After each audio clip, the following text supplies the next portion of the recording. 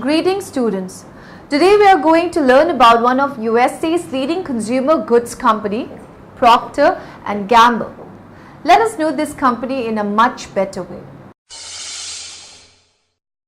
The Procter and Gamble Company, also known as P&G, is an American multinational consumer goods company headquartered in downtown Cincinnati, Ohio, United States. Its products include pet foods, cleaning agents, and personal care products. Prior to the sale of Pringles to Kellogg's Company, its product line included foods and beverages. In 2012, P&G recorded $83.68 billion in sales.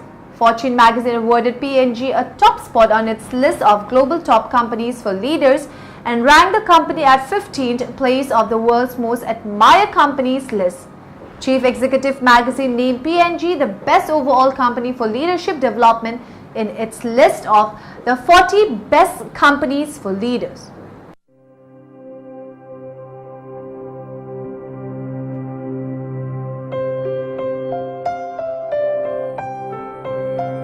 For us, it's always been about people and taking care of what matters to them, like helping him get a good night's sleep and helping her dogs live to a ripe old age. She'll feel beautiful. He'll be more confident. She'll feel better. In small but meaningful ways, each of these lives is a little better because of each of us. Maybe you make the detergent that helps save energy, or market the shampoo that makes her class picture shine. At P&G, whether we make something, manage something, or move something, we touch lives. Billions of them. Every day. And every day, we have the opportunity to improve life. Because if any one of us sees a way to make it better or easier for someone, we can make it happen. Even the smallest idea can build a better world, today and tomorrow.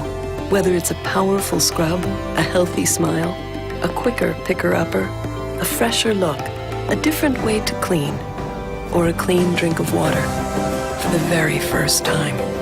We know simple things can make a big difference. It's how each and every one of us at P&G, every single day, has the potential to touch and improve more lives. How will you touch someone's life today? William Procter, a candle maker, and James Gamble, a soap maker, immigrated from England and Ireland respectively. They settled in Cincinnati initially and met when they married sisters, Olivia and Elizabeth Norris. Alexander Norris, their father-in-law, called a meeting in which he persuaded his new sons-in-law to become business partners. On October 31, 1837, a result of the suggestion, Procter and Gamble was created. P&G's dominance in many categories of consumer products makes its brand management decision worthy of study. For example, P&G's corporate strategists must account for the likelihood of one of their products cannibalizing the sales of another. On August 25, 2009, the Ireland-based pharmaceutical company Warner Silcott announced they had bought P&G's prescriptions drug business for $3.1 billion.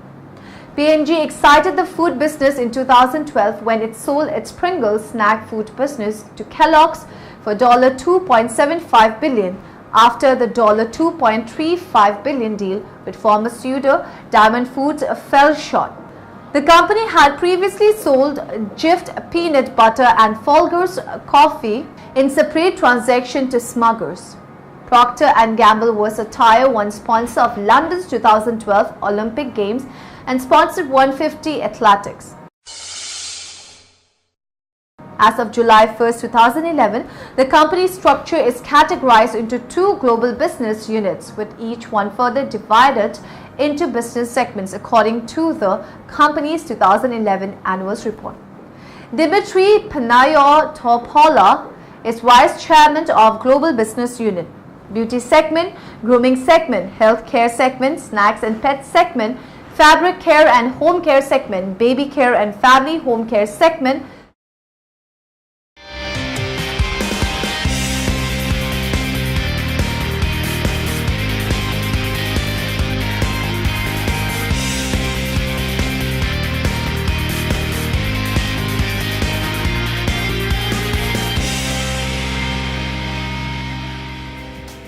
billion times a day, P&G brands touch the lives of people around the world.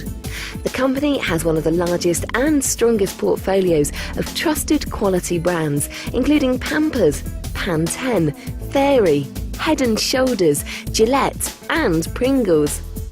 My role here on site is as part of the technical support group, basically in that I have an area of responsibility which is a piece of equipment on a production line.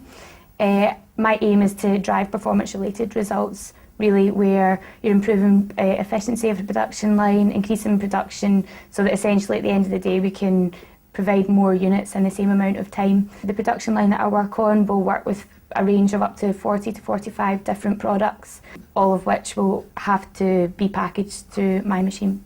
For P&G as a company, our mission statement is to try and improve the lives of the world's consumers. If we do that, then they'll reward us by going to purchase our products and drive our company profit and sales. So that's really our overriding mission statement is, we're a consumer-driven company. They are the boss, and ultimately, when they decide to go and purchase a product, then we need to make sure that they purchase our products, and the only way we do that is making sure they deliver for them what they want. When I bring that back down from the overall company to our production site here, so our manufacturing facility, we share that same passion. So what drives me on a daily basis is to make sure that every product that gets to the shelf and when that customer goes to purchase it really delights them. So they get a great experience from that and tell people and come back and purchase that again. So I think from a plant's perspective, driving that real mastery in our business to make sure that we deliver perfect quality at the right levels of cost and value for the consumer is what drives us forward. The environment that we work in is that we need to be the best in terms of shipping what our consumer wants when that person wants it. We need to be the best in terms of quality. We also need to be the best in terms of launching new initiatives. We also need to be the best in terms of cost and also the way in which we manage our inventory as well. And for me, that is going to separate out, the best companies from those that struggle in this environment. Why I think P&G is a good place to work is P&G is based upon some really fundamental principles. It thinks its people are its biggest asset. The consumer is the boss. It has very high levels of integrity. 26 of P&G's brands have more than $1 billion in net annual sales according to the 2011 annual report and P&G Corporate Newsroom. Most of these brands, including Bounty, Crest and Tide, are global products available on several continents. Procter & Gamble products are available in North America, Latin America, Europe, the Middle East, Africa, Asia, Australia and New Zealand. Manufacturing operations are based in the following region: United States, Canada, Philippines, Mexico, Latin America, Europe, China, 31 wholly owned factories, and other parts of Asia, Africa, Austria. Procter & Gamble produced and sponsored the first radio soap operas in the 1930s. When the medium switched to television in the 1950s and 1960s, most of the new serials were sponsored and produced by the company. The serial The Young and the Restless is currently broadcast on CBS and is still partially sponsored by Procter & Gamble. When As the World Turns left the air on September 17, 2010, The Young and the Restless became the only soap left that is partially sponsored by Procter & Gamble. Procter & Gamble also was the first company to produce and sponsor a prime time show, a 1965 spin-off of the daytime soap opera, As the World Turns, called A Private World. In 1979, PGP produced Shirley, a primetime NBC series starring Shirley Jones, which lasted 13 episodes. They also produced TBS's first original comedy series, Down to Earth, which ran from 1984 to 1987. They also distributed a syndicated comedy series, Trop. As of 2013, PGP has rebranded itself as Procter & Gamble Entertainment (PGE) with a new logo and an emphasis on multi-platform entertainment production. Toxic shock syndrome (TSS) is a disease caused by strains of the bacteria Staphylococcus aureus. Most people have these bacteria living in their bodies as harmless common cells in places such as the nose, skin and vagina. The disease can strike anyone, not only women, but the disease is often associated with tampons. In 1980, 814 menstrual-related TSS cases were reported. 38 deaths resulted from the disease.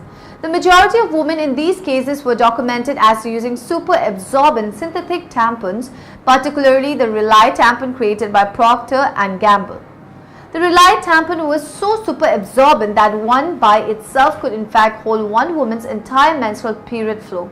Unlike other tampons made of cotton and rayon, Rely used carbocementhalide cellulose and compressed beads of polyester for absorption.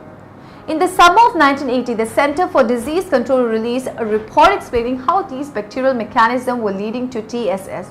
They also stated that the Rely tampon was associated with TSS more than any other brand of tampon. In September 1980, Procter and Gamble voluntarily recalled its Rely brand of tampons from the market and agreed to provide for a program to notify consumers. Since the 1980s, reported cases of TSS have dramatically decreased. So students, we got to know about the various aspects of Procter and Gamble. Hope the information about the company was useful to you. Have a nice day. Goodbye.